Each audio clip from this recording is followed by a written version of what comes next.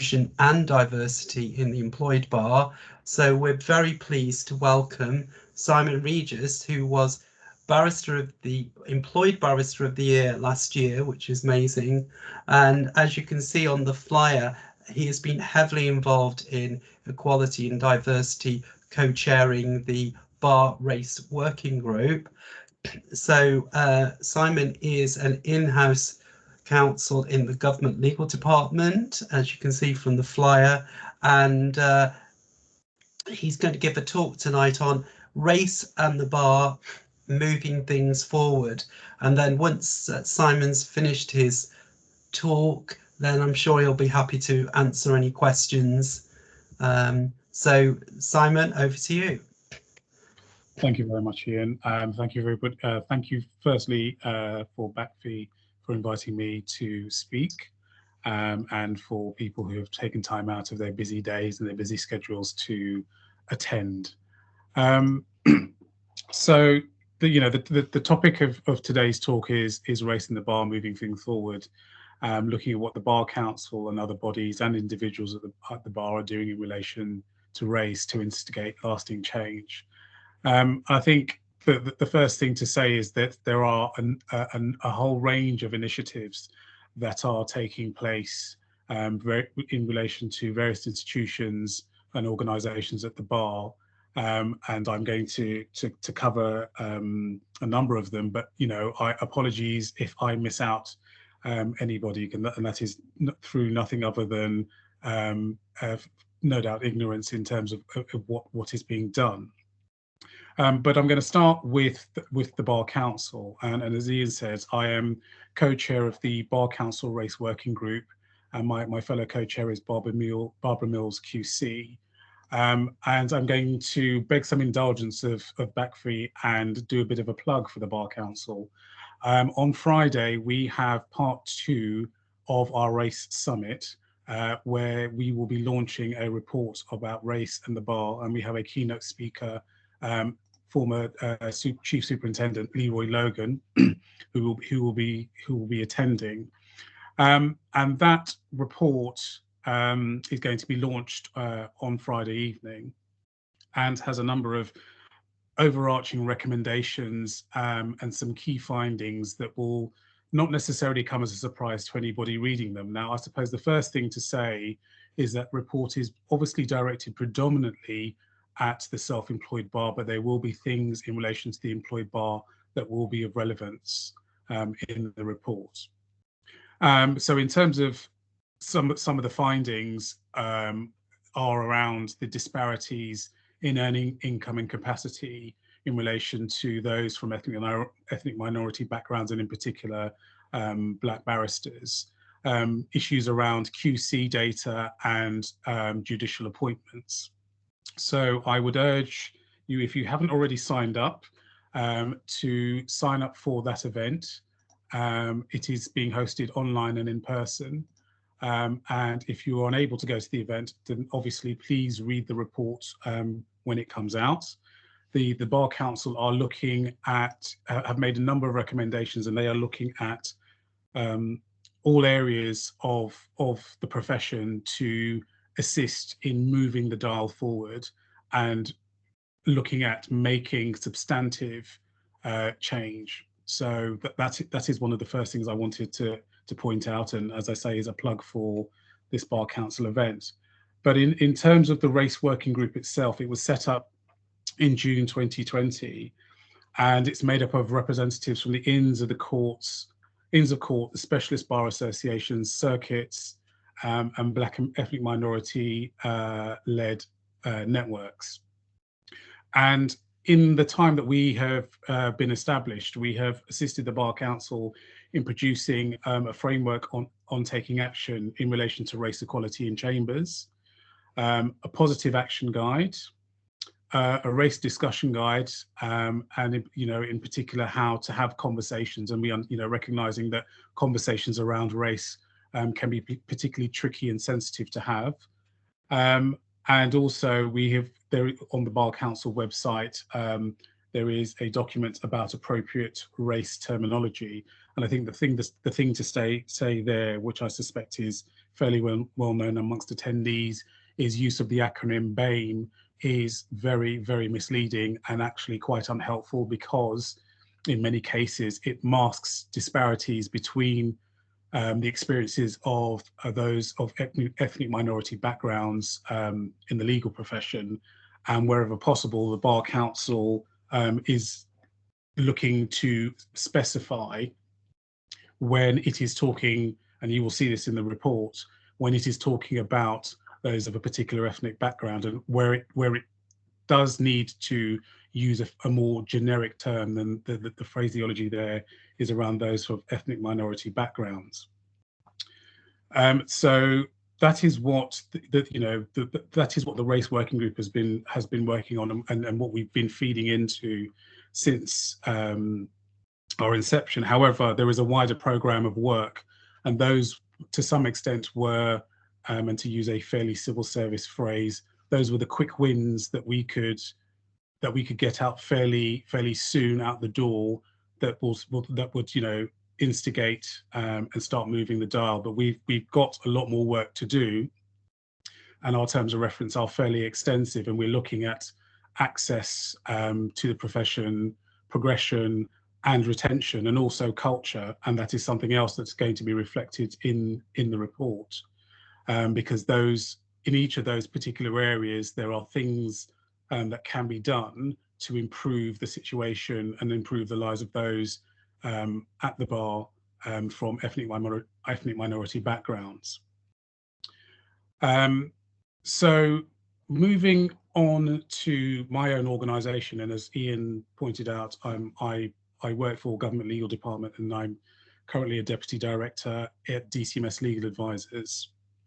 And GLD, along with other civil service organisations, is looking at and has taken forward initiatives in relation to improving diversity and inclusion within the organisation. So GLD does have has diversity and inclusion objectives, and effectively looking to attract and grow and retain diverse talent, and in particular looking at those from underrepresented groups to join GLD, retain and develop them.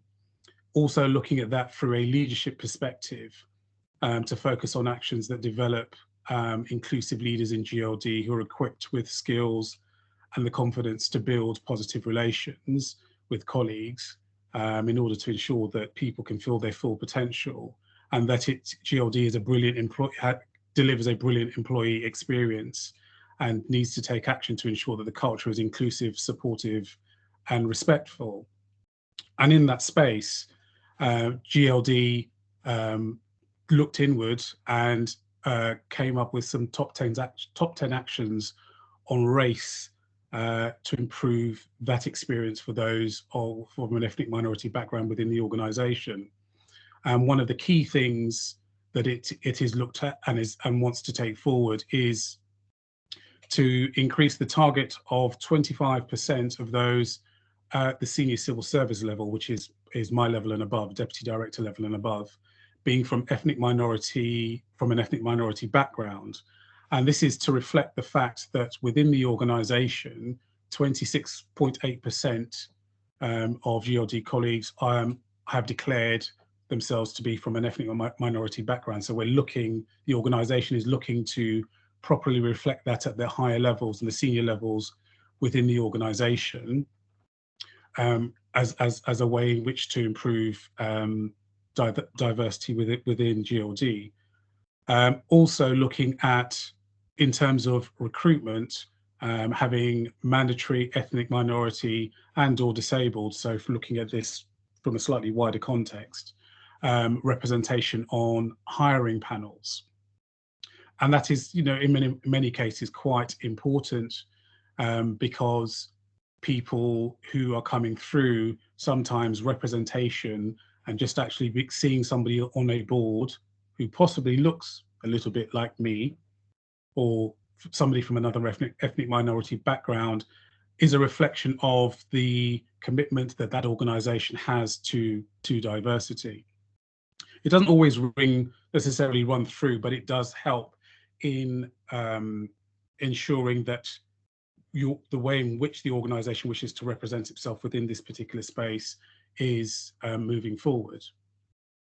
GLD also has a mentoring program, in particular for ethnic minority and disabled colleagues, and they are mentored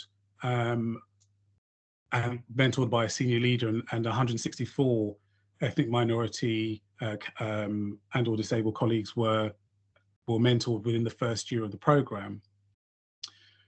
Another important thing that GLD is doing from a leadership perspective is that all members of the senior civil service will have mandatory D&I objectives. And that is quite important, because what that does is, from a leadership perspective, demonstrate the commitment of senior leaders to moving forward in that space of diversity and inclusion. Now, of course, diversity and inclusion in this context is going to be wider than just race. But of course, if you're making progress, and there is definitely a read across where you are improving the culture and the relationship and the context for those who come from diverse backgrounds, and in the context of whatever that is, well, that will have a read across to other protected characteristics. And GLD also produce and they publish internally a D&I dashboard to track progress. And of course, that is quite important, because one of the things that has been said is that it's okay to, there are lots of these lots of initiatives and things that people do and organizations do, but where is the accountability? Where is the monitoring? And so having the D&I dashboard allows the organization, it effectively holds itself up to full scrutiny to its employees. So those are some of the things that that GLD are doing in this particular space in relation to diversity and inclusion, which have a clear impact in terms of race. Moving on to other initiatives that are taking place, and this is something that both the Bar Council and GLD are involved in, is in relation to the 10,000 Black Interns project. And GLD will be partnering with the Bar Council and a number of other organisations to deliver paid legal work experience that sees interns spending 6 weeks to gain experience of the breadth and depth of a career in law, to help them build networks, develop skills, and learn from lawyers. And the original concept behind 10,000 Black Interns was obviously to provide to provide an internship of 12 weeks. But after discussions that we had in particular in the race working group, and I think with other members of the Bar Council, that didn't translate as well within within our side of the legal profession. And so what we agreed, and what the package that has been drawn up, is that it will be a 6-week program, and there will be differing work streams. So people have an opportunity to work in chambers, to also work at the Bar Council, and if they so wish, to have some experience working in the public sector within GLD. And again, what that will do is help in providing information and understanding for those who are aspiring to come into the profession as to what it's like. And hopefully within that, people will be having honest conversations with the interns as to life at the bar, both at the self-employed bar and the employed bar. Moving on, there is an initiative that was launched by Harry Matovu QC, working in partnership with Michael Iboda, who is the CEO of Powerful Media. And this is called the Charter for Black Talent in Finance and the Professions. And what Harry was looking for here is an initiative that requires signatories to take transparent, measurable action to improve equality of opportunity for Black professionals in finance and the professions. And the aim there is to increase the number of Black people in senior positions in financial and professional services in the UK. And unlike other initiatives, this is, the Charter is clearly aimed and squarely aimed at those men and women of Black heritage in those particular sectors who are the most unrepresented ethnic group, in particular at senior levels. And the thing to say here is that it is modelled, but far from it modelled on the finance charter, but there are some significant differences and emphases that are slightly different in that space. And the concept behind that particular charter is that you have supporters and signatories. And what I will say is that the Bar Council, along with all 4 Inns of Court, are signatories, let me just check. I think they are signatories to the Charter. And what I should say is that I will drop in the chat some links to the organisations and the things that I am referencing if people want to follow up with getting some further information in respect of those particular matters. Now, one thing that I was asked to mention by Harry when I said to him that I would be having this opportunity to speak, he notes that BACFI have not yet signed up to the Charter, and I don't know if that's because you were unaware of it, but you may wish to consider whether it's appropriate to sign up to that, and I sort of leave that there with you. But for example, some of the other bar associations, such as ComBar, LBAR, and the London Commonwealth Common Law and Commercial Bar Associations, are signatories to the Charter. So as I said, I've dropped a link in the chat. Not a problem, Ian. I've now made you aware, so you can definitely have a look at that and see whether that is something that you would be interested in. Sorry, I'm going to drop the link for 10,000 Black interns. The other thing to mention, of course, and this is actually quite important, is there are a number of networks such as Bridging the Bar, BME Legal, Black Men in Law, Cakin Council, and many others, the Black Barristers Network, and many others who are working actively in this space to improve the experience and to support those predominantly, obviously, of Black heritage. But in fact, if changes are made and progress is made in relation to those of Black heritage, that will have a read across to those from other ethnic minorities at the bar. And one of the things I should have said at the beginning in relation to the Bar Council Race Working Group is that, albeit we are entitled the Race Working Group, we have unashamedly taken a focus on the experience at our initial stages of those of Black barristers and those Black aspiring barristers. And that is not to the exclusion of other ethnic minorities, but it was felt that action needed to be taken in relation to those of Black heritage, I suppose to some extent, as a matter of urgency. And so the reality, and you will see this in the report, is that there is a heavy focus and a strong reference to those of Black heritage, but we do not do that to the exclusion of those from other ethnic minorities. And for example, in producing the report, we had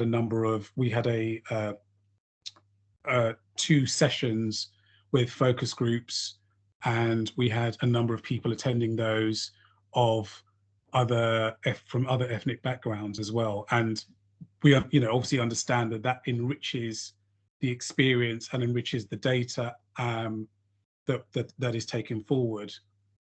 but also, as I said before, one of the important things is not to lump everything under a BAME label that masks particular disparities between those who share protected characteristics of race, but however their experiences are going to be somewhat different. Looking to the circuits, for example, recently the Northern Circuit formed their own race working group, and they produced a very comprehensive report regarding race and diversity on that circuit. And they were looking at issues around representations in terms of presence on the circuit, the barriers in terms of education, obtaining pupillage and tenancy, progression, silk and judicial appointments and behaviour. And I would say, albeit that it is not a short read, it is one that I would commend that people do look at. And one of their conclusions, which I think most people would find hard to disagree with, was in relation to the issues that they uncovered around the Northern Circuit. Their conclusion was, in fact, they would be very surprised if those issues were not replicated in some way, shape, or form in other circuits around the country. And I think that is, as I say, a fairly unsurprising conclusion given the space that we're in. But I do commend you, if you have a chance, to actually read that report, because it makes for some enlightening reading, and they put forward a number of recommendations in order to improve diversity and inclusion and representation on circuit. And there are obviously other initiatives being taken forward by the Inns, and I am very cognizant that Henrietta is present on this call from my own Inn, so I will start with Inner Temple. And Inner Temple, as you know, like all four of the Inns, has an equality and diversity policy that sets out its position in relation to those matters. But also, I'm also a member, for example, of the EDI subcommittee that looks at equality and diversity matters across the Inn, and Inner Temple has hosted a number of talks around race and the legal profession, and some of them can be found on the website. The same is true of the other Inns. So Middle Temple, again, has its own diversity and inclusion policy. The same is true for Grays and for Lincoln's.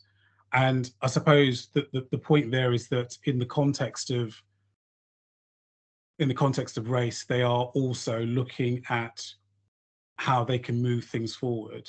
And again, coming back to what I said at the beginning around the report that the Bar Council is going to be launching on Friday, it calls on all bar stakeholders to commit to action.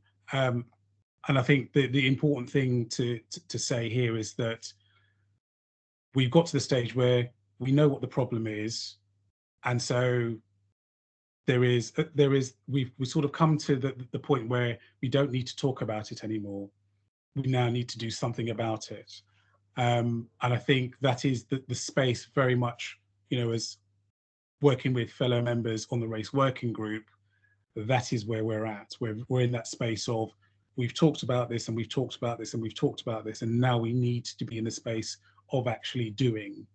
And so from my perspective, it's going to be, you know, I'm involved in this along with others, and I also want to be in a position of not continue talking about it, but we're in a space where things are actually changing and moving forward, and we can see progress. Because I think once you get that momentum forward, that will provide people with the confidence to sort of embrace the fact that actually there is change coming within our side of the legal profession. And no doubt, very much like my own organisation, at the employed bar and those who are in other organisations will have reference to their own internal equality and diversity and inclusion policies. And it is still incumbent upon us to challenge our own organisations and to look and to see where further changes can be made and how things can be improved. But that was basically from my side a sort of a run through of what I see that the bar and other organisations and individuals at the bar are doing in terms of moving things forward. So I'm happy to take any questions from anybody.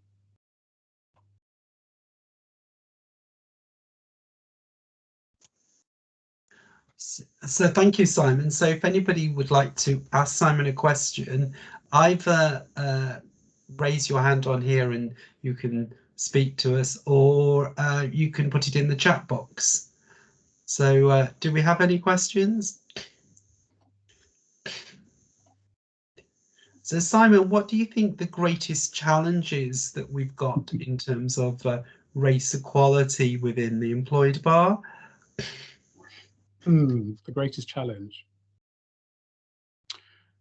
Well, I suppose to some extent, we're at the employed bar. We're all in different organisations. They're not homogenous, and so to some extent, you're working within the context and the framework of your particular organisation and what their objectives are and how they see race equality and what is their particular perspective on that. And that's, so if you're an employee of Corporation X, they will have their equality and diversity policy, they will have their objectives, their strategy, or they may not have one at all. You're working within that particular framework, and that will be the challenge. Will be: do you think that they've gone far enough? Can they go further? What can they actually do?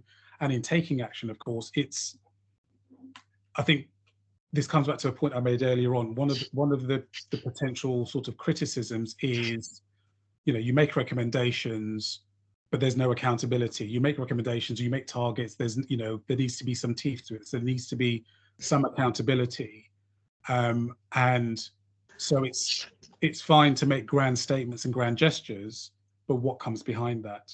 And I think, just as in the same way at the self-employed bar, you will have your big commercial sets, you might have a smaller set. Then their challenges aren't going to be necessarily the same. The same is true for the employed bar because the organisations themselves they're not identical. Yeah, no, and as you say, there are different issues in each industry sector or public service that you're working for. I know I work for Lloyds Banking Group, and we're doing a lot about Black Lives Matters, and it does sit in the heart of the organisation, and they've set themselves targets on of numbers of ethnic minorities represented in leadership positions, for example. So do we have any comments? Any questions? Anyone like to raise a question? Or perhaps make a comment? Because I think with race equality, I think also social mobility can be coupled with that, can't it? Yeah. Well, I think it's interesting you raised that, because I suppose one of the things is that this whole concept of intersectionality, and so you're not just looking at things in isolation. And I think there is that awareness that, of course, for some people, race is what, at the end of the day, race is only going to be one factor in a multitude of things that make up a particular person. So if I talk from my own experience, I'm the child of first generation immigrants from the Caribbean who came over in the 60s and 70s. I went to state school, working class background, state school. I managed to get myself into Russell Group University, did my degree, came out the other side, went to bar school because I had this idea of, and I can say a very fairly naive idea of what life would be like at the bar until I actually got there. And I didn't remain at the independent bar. Sorry, I shouldn't say independent. At the self-employed bar, because I wasn't taken on, and I then came into the employed bar. But from a social mobility perspective, I have sort of moved up from my background of being working class, and no doubt would be considered now to be lower middle class, because I'm in a fairly good job, qualified as a professional, doing not too badly for myself. So there will definitely be intersectionalities there and in particular in relation to race, and I would say our profession. One of the big intersectionalities will be around social mobility, that a lot of people, not everyone, but a lot of people from an ethnic minority background will be starting from that particular position. Yeah, I mean, I've said before, and it's something that I encountered when I first joined. I went to CLE and did and went to my first dinner with Middle Temple, and it was petrifying.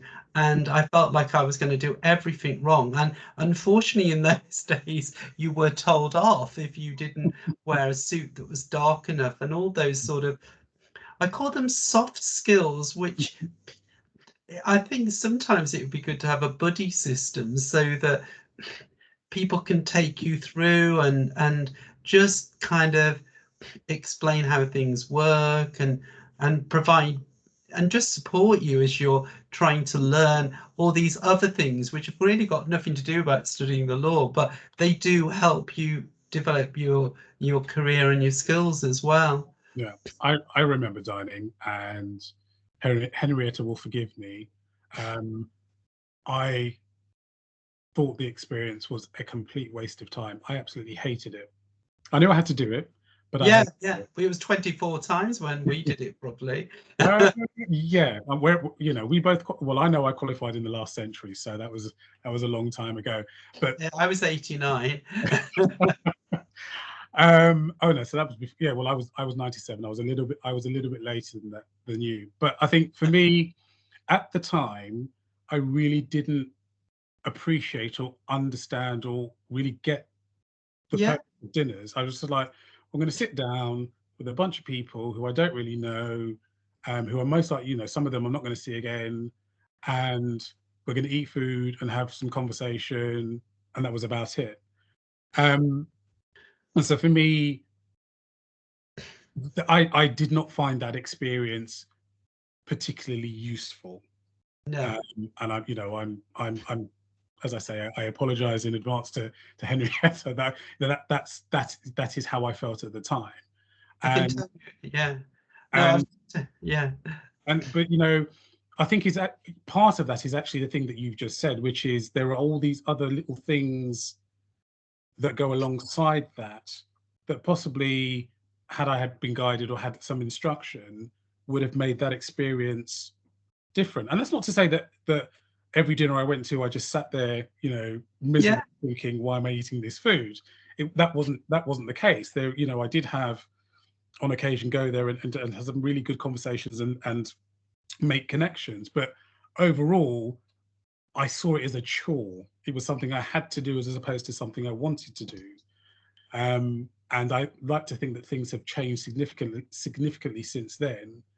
But at the time, that is, it was this whole thing of sort of going in. And I suppose the other thing to say about that, which will sort of have an effect, is yes, I went to Russell Group University, but of course my university was fairly modern. So coming into somewhere like, in a temple, which is, you come in, it's grand, it has history, it looks and feels like you're in another era, and everybody's robed, and there are these particular formalities, and you have to stand up at a particular point in time, and you can't leave without permission, and all this stuff. And I'm thinking, I don't understand how any of this just relates.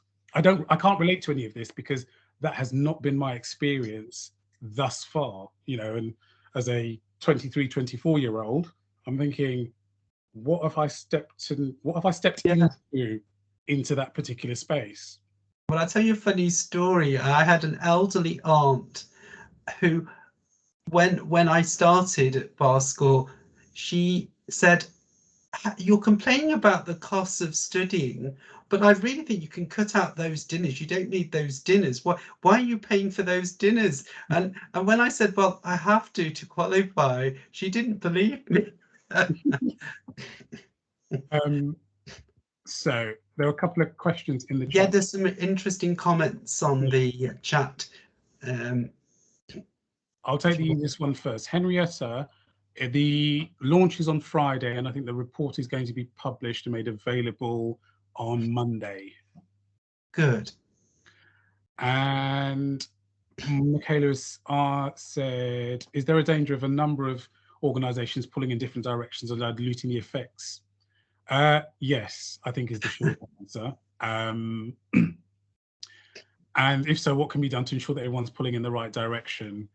That's quite tricky.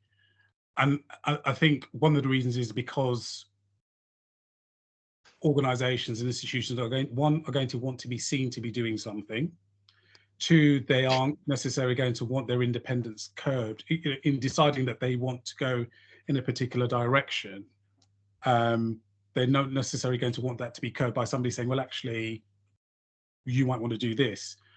But there are definite synergies to be had.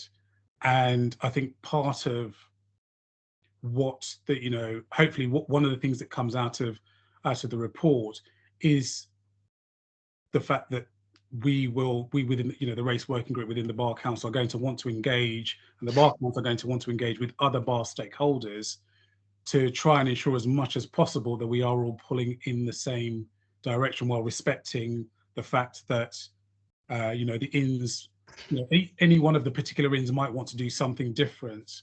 Obviously the BSB are, as as the sort of the regulator, the regulatory body for our profession may take a particular view on things. So there is going to be an element of sort of corralling people and sort of generally getting people to move in the same direction, and also recognise where there is some duplication, to actually put people together and say, you're kind of doing the same thing. You might want to work on that together as opposed to doing it separately. Yes, those are interesting comments, and I don't know, the nature of the bar is that you have lots of diverse practitioners, don't you, as well? So it's difficult to say you've all got to follow this one direction. Yeah, I think this is where, for example, I would say possibly, as somebody who's been at the employed bar for a very long time, I'm speaking from I'm sort of speaking from my interactions of people who are at the self-employed bar, but obviously where the circuits and the SBAs, they will have a sort of a corralling effect. So with Northern Circuit, for example, having produced its race working group report, that gives a signal to the other circuits that they if they're not already doing so, they might want to be looking at this, and instead of starting from scratch, they've got a report there that will help them identify some of the key issues. Now, there might be things that are specific to that particular circuit, but what you don't want is, you don't have to necessarily reinvent the wheel. And I think that will help a lot for those organisations, those institutions, for those chambers, for example, who are thinking, well, where do I start?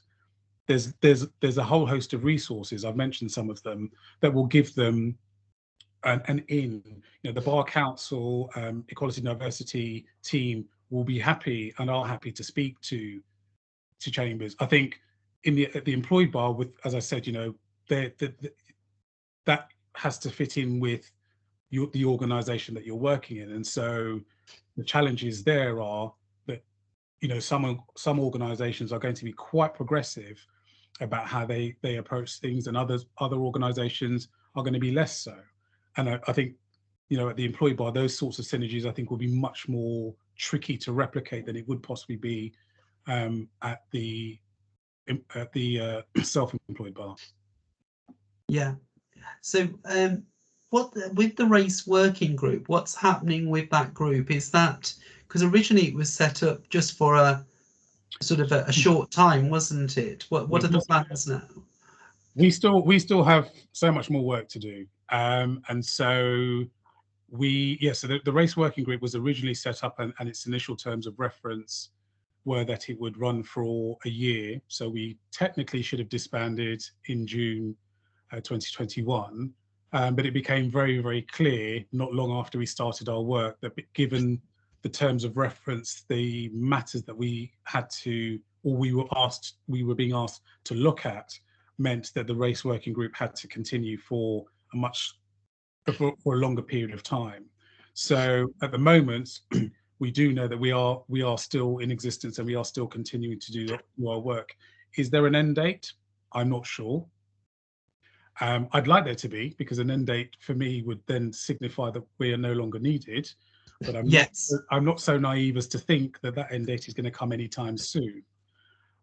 So, and I think the other thing to flag up here is that when Amanda Pinto QC was chair of the bar, obviously the race working group was set up under her auspices. Derek Sweeting, who is currently chair of the bar, was very committed from the outset and has been very committed in relation to race equality agenda.